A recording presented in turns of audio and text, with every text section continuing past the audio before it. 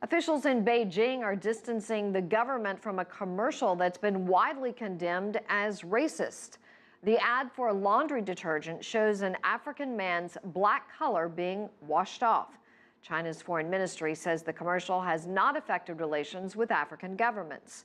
CCTV's Roe Ruttenberg reports. At first, it looks like a harmless flirtation. A Chinese woman washing her clothes, luring in an African worker who's been painting her home. But instead of a kiss, he's given a tablet, laundry detergent, then dunked into a washing machine. Moments later, he emerges Asian. The suggestion, his color has been washed clean. On Monday, Chinese officials tried to distance the government from the controversy and from the potential fallout.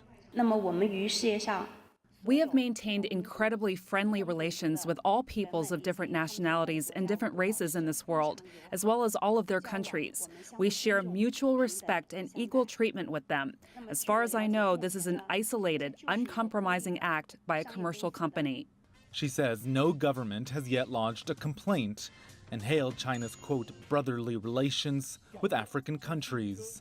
In a statement issued over the weekend, Shanghai Leixing Cosmetics expressed, quote, regret that the ad caused controversy, adding, we will not shun responsibility for controversial content. We express our apology for the harm caused to the African people because of the spread of the ad. But some foreigners living in Beijing think it's not enough.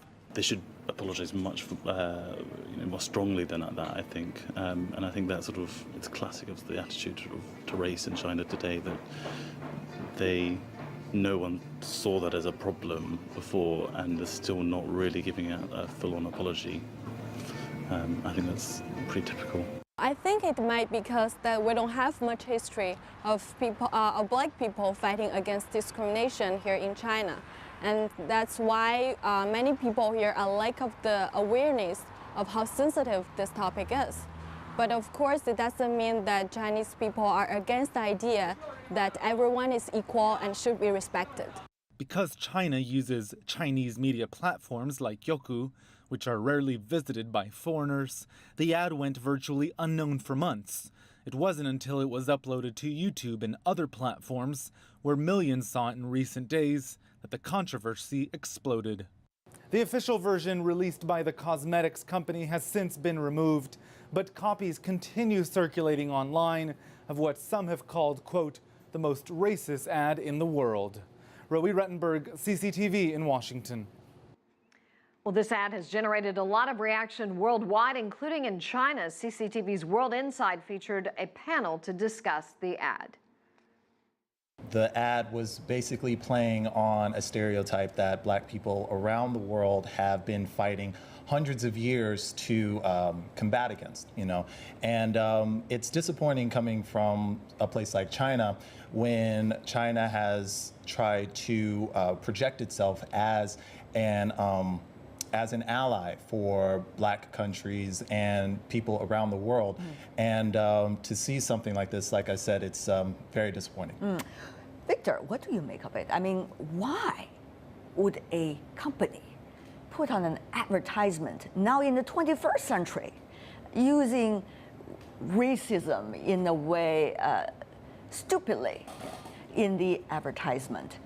It is very hard to imagine someone would do that today, particularly in China.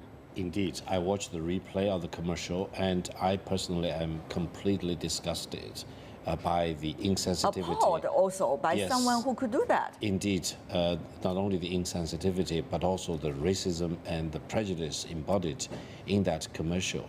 I actually condemn this commercial, and I don't think the company which released this commercial has apologized enough. This could actually be tantamount to a hate crime. So I think the regulators and the investigators should really get into the bottom of this and also make sure that such heinous mistake will not be repeated in China. I detect, again, there are various cultural and racial stereotypes that have a reason. And this actually goes against also the effort by the Chinese government and also the leaders to reach out. For example, The Chinese leadership in the 1950s were very supportive of the civil rights movement in the United States. It also was very, very in the vanguard in supporting, in allying with African countries. Right. So in that sense, actually, the leadership has been saying the right things, has been doing the right things.